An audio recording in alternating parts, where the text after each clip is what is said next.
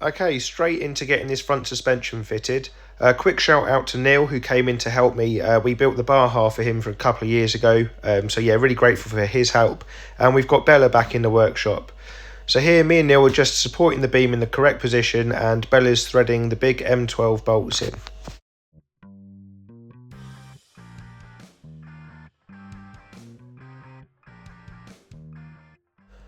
Okay, with the bolts all in, it's very important to go around and make sure you torque those bolts to spec.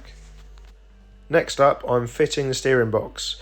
You'll notice that we've put masking tape on the beam, and that's only temporary because we'll have to change the angle that the steering box is sat on the beam at once we've fitted the body.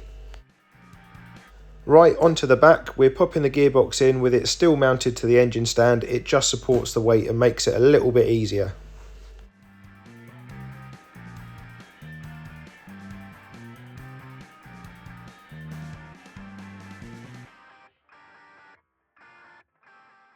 With the gearbox in place, we can pop in the frame horn bolts which we've had chrome plated, and Bella just whizzes them in with the ratchet.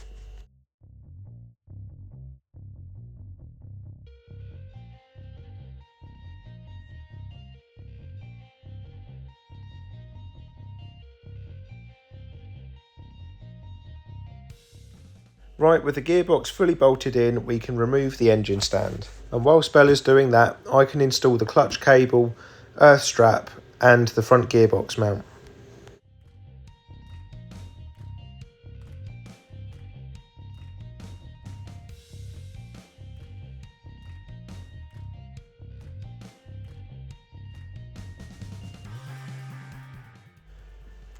With the bolts nipped up, once again we get the torque wrench out and torque them to around 160 foot-pounds from memory.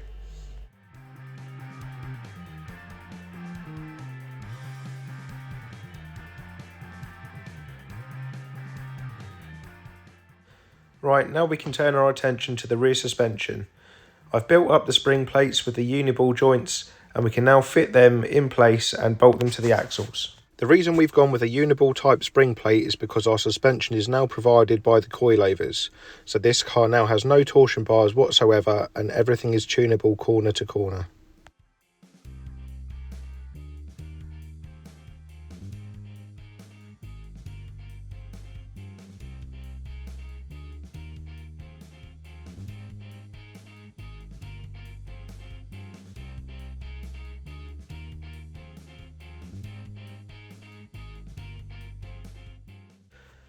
Right, with all the key components bolted on, I can now go through and check everything and do things like grease the beam, link pins and the pedal setup, and then put transmission fluid in as well.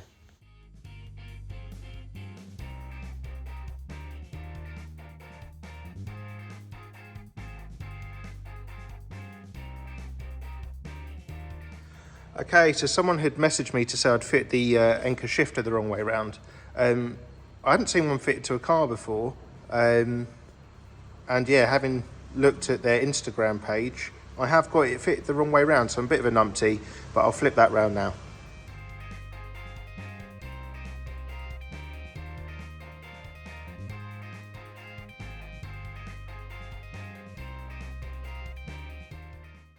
Okay, with everything done on the front end and a line drawn under that, I turn my attention to the rear end. I lock off all of the locking nuts on the cafer brace and make sure that all the nuts and bolts through the rear end are torqued to spec. I can also install the power cable that goes from the battery to the starter motor.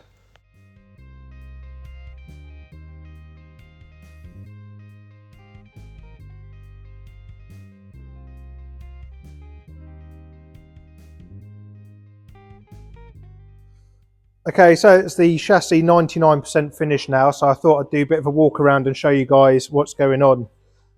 So I spoke to Craig at Limebug probably this time last year. I just bought the beach buggy and knew that we wanted to do something funky with it. So long story short, he spent a lot of time on this beam. He's really worked his socks off on it, but it's a 2-inch wider beam, so 1 inch each side. We've got the Cage 66 extended upper arms here. And then we're running stock height spindles with a beefed up carrier. So we're trying to keep sort of the off-road Tonka toy kind of theme with it. He's put a nice little gusset in here to strengthen this arm. On top of that, we've got the ProTech coilovers. These are all built to the height I wanted and with the spring rates. So yeah, really pleased with them because they come up really nice, fully aluminium bodied, and they kind of just go with the theme. A couple of problems that have arisen. Because we're running a stock height spindle, this now means that the Limebug Wheelwood brake caliper kit won't work. So Craig at Limebug is redesigning a new caliper bracket that will mount the caliper here. This should give us enough room to get that to work. And we're having some custom wheels. We're not going to be running spacers, we're just running these to get the original wheels back on. Craig is designing us a new wheel for this with a Porsche pattern PCD 5x130. We didn't actually do anything with the steering box. It's just been cleaned and painted and packed with grease instead of oil because it was actually in really good nick. We've got some custom beam bolts. We actually have these made and we fit them on most of the show cars that we build. So they're an M12 by 1.5 threaded bolt with a tapered seat, and then we use this nice little black spacer. So yeah, they look smart. What else can I show you on the front end? I think that's about it for the beam. Moving back to the chassis, as mentioned in previous videos, we've got our AN6 fuel lines with the aluminium line run through the chassis and our nice sparkly master cylinder. Let's go back around this side. And then stainless steel brake lines that also run through the chassis.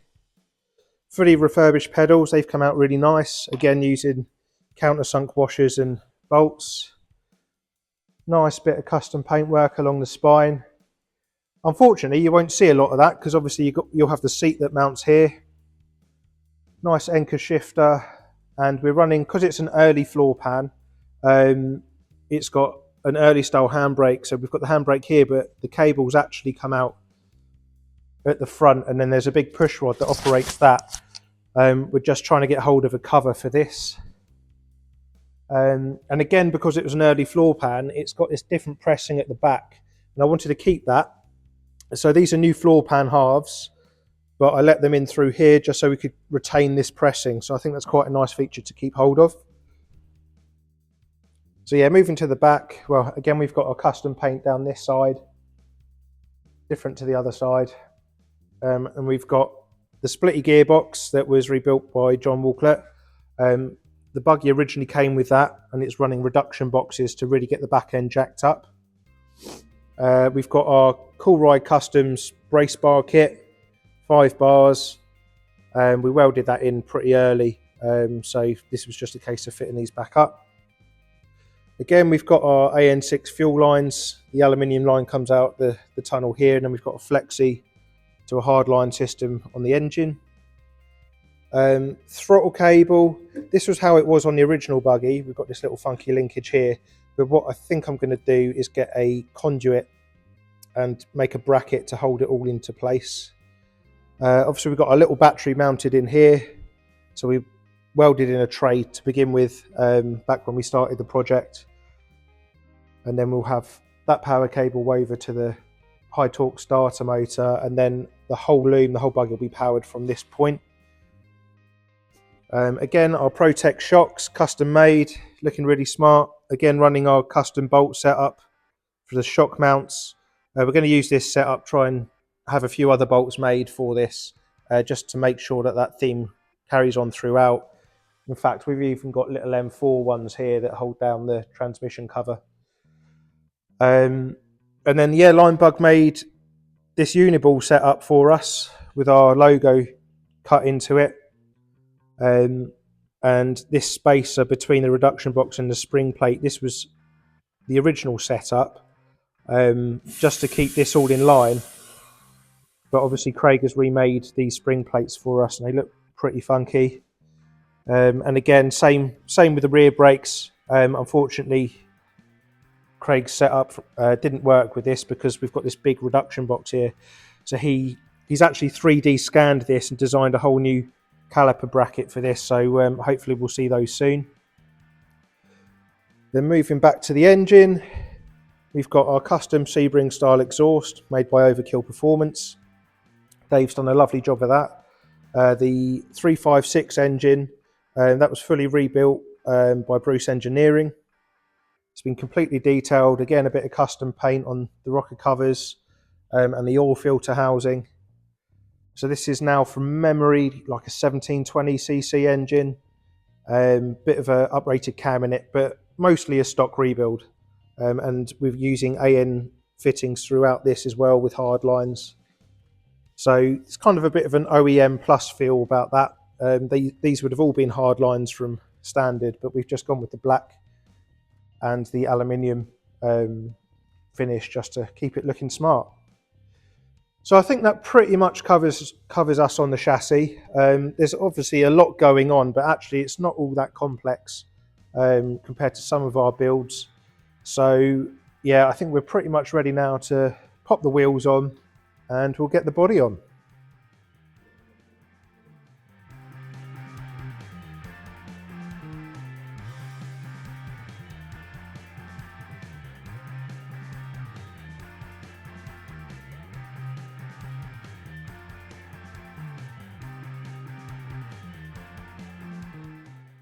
Well, there we go. The temporary wheels are back on. We can get this thing rolling and start thinking about to put the body back on. I hope you guys enjoyed the video. If you did, remember to hit that like and subscribe button. And in the next video, we'll be getting the body on and finishing off the build. So I'll catch you in the next one. See ya.